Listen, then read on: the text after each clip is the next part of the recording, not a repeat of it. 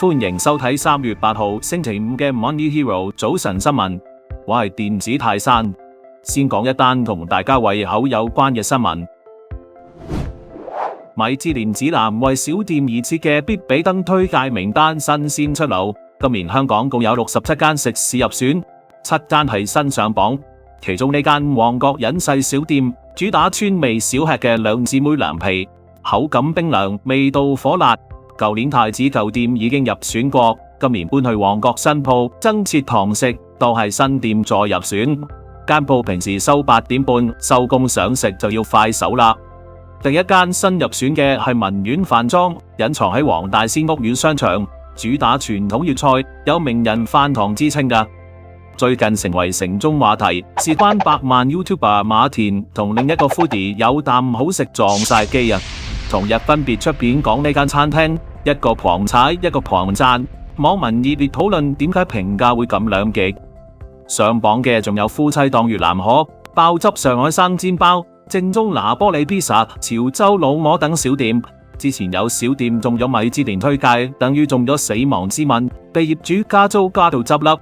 依家市道唔好，業主對呢啲上榜小店係咪會手下留情呢？入選小店，你哋又有冇幫襯過？係咪真係咁好食呢？歡迎大家留言分享下。專門接收政府服務查詢同投訴嘅1823熱線，被申訴專員公署批評有責冇權，處理跨部門投訴嘅時候，冇權指令有關部門受理同跟進個案，投訴人俾人當波咁踢嚟踢去。例如一宗堆積建築廢料嘅投訴個案，先後俾1823轉介去食環署、路政署同地政總署，個部門都話唔關自己事，兜兜轉轉搞咗4個月，各部門先至肯聯合行動解決呢單投訴。公署建議嚴格要求各部門喺指定時限回覆同解釋，希望可以提高處理投訴嘅效率啦。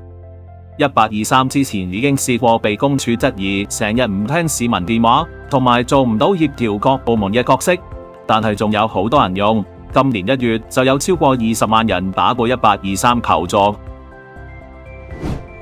英國春季預算案推出多項減稅措施，包括自2025年4月起，新移英嘅人士喺頭4年唔使為海外收入交稅，相信幫到唔少初嚟報到喺香港仲有份工嘅移英港人慳稅。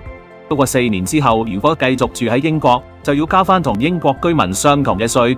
英國政府話希望稅制公平之餘，又喺國際上保持到競爭力，目標係吸引外來嘅人才同投資啊！今年頭2個月，中國貨物貿易進出口規模按年增加 8.7%， 創歷史同期新高。出口方面，頭2個月合計按年增加 7.1%， 打破咗彭博分析師 1.9% 嘅預測。分析指，國產電動車喺全球市場表現強勁，直接刺激咗中國嘅出口量。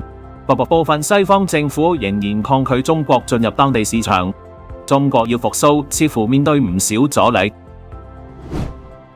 AI 係兵家必爭之地，一個嚟自中國嘅 Google 前軟件工程師被指控竊取 Google 嘅商業機密，被美國聯邦調查局拘捕。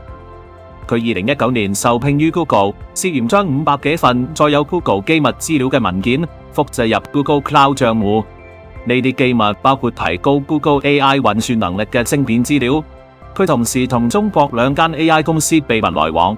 作為軟件工程師，點解會 upload 啲資料上舊公司個 cloud 咁有型嘅？今日講到呢度，聽日再傾，拜拜。